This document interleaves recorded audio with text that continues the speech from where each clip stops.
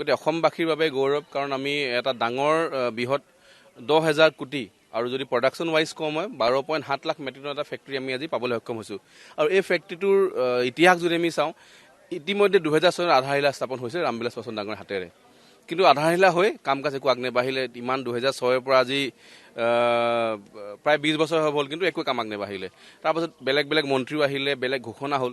আমি অসমৰ পৰাই সাৰ মন্ত্ৰী দেখা পাইছিলোঁ এসময়ত, বিজয় কিশোৰ সন্দিকৈ ডাঙৰীয়া যোৰহাট লোকসভাৰ সাংসদ, সেই সময়ত কংগ্ৰেছৰ সাংসদ আছিলে, তেখেত নিজে সাৰ মন্ত্ৰী আছিলে। কিন্তু আজি আশা কৰিছে সাৰ মন্ত্ৰী হিচাপে তেখেতে নামৰূপ সাৰ কাৰখানাটো আনিব পাৰিব, কিন্তু আনিব নোৱাৰিলে। কিন্তু আজি ভাৰতৰ প্ৰধানমন্ত্ৰী নিজে হাতৰ নিজৰ হাতেৰে ভূমি পূজন কৰে। ইয়াৰ টেণ্ডাৰ ইতিমধ্যে হৈ গ'ল।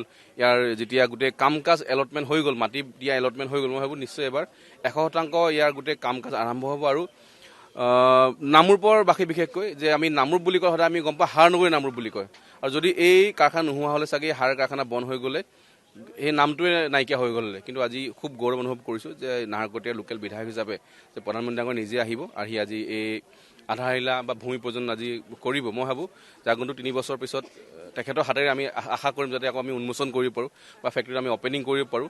আমি খুব আশাবাদী। আৰু প্ৰত্যেক নাহৰকটীয়া সমষ্টিবাসী ৰাইজ, নামৰূপত কালি মানুহে প্ৰায় 10,000 চাকি জ্বলাইছে তেওঁক আদৰিবৰ কাৰণে। খুব উৎসাহে মানুহ আহি আছে আৰু প্ৰায় 1 লাখ 1.5 লাখ মানুহ হ'ব বুলি আশা কৰিছোঁ। আজি আমাৰ 12 লাখ মেট্ৰিক টন ইউৰিয়াৰ প্ৰায় 10,000 কোটি টকাৰে, য'ত অসম চৰকাৰৰ প্ৰায় 40% অংশীদাৰী থাকিব, তাত আজি আধাৰশিলা স্থাপন কৰিবৰ কাৰণে মাননীয় প্ৰধানমন্ত্ৰী ডাঙৰীয়া আজি নামৰূপ সাৰ নগৰীলৈ আহিব। আৰু আমি ভাবোঁ যে এখন শৃংখলাবদ্ধভাৱে সুন্দৰভাৱে আমাৰ এখন এই অনুষ্ঠানটো হ'ব।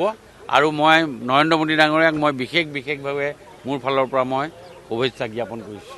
নামৰূপ সাৰ কাৰখানাৰ 3য় গোটটো গঠন হোৱাৰ আয়ুস 38 বছৰ হ'ল।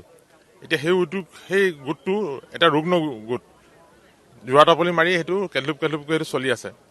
ৰাইজৰ দাবী আছিলে 3য় গোটটো কাৰ্যক্ষম কৰি তোলা, সেই দাবী আছিলে এটা 4ৰ্থ গোট স্থাপন কৰা। কিন্তু বহুত দাবী দাবা হ'ল, আন্দোলন হ'ল, ৰাইজ হতাশাতো ভুগিল।